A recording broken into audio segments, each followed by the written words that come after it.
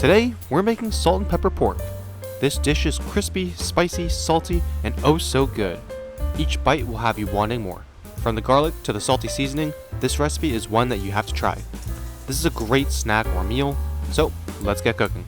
Cut 5 boneless pork steaks or chops into 1 cm wide strips. This will give us an almost pork fry-like shape.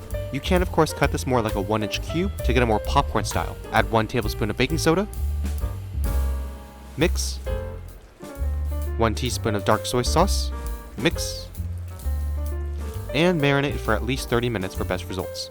On an air fryer set to 400 degrees Fahrenheit, first toss our pork in cornstarch, fully coating it, then transfer to the air fryer.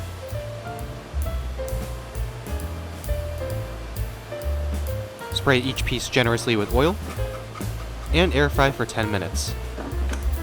After 10 minutes, flip each pork piece over,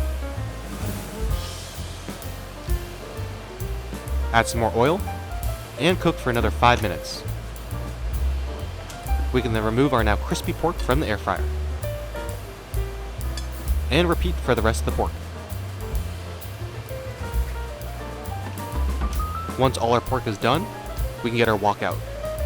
On a wok set to high heat, add 2 minced garlic cloves, 1 sliced jalapeno, and 1 sliced red pepper. After about 30 seconds, add our pork, and then add a seasoning mixture made of half a teaspoon of salt and a 1/4 teaspoon of white pepper.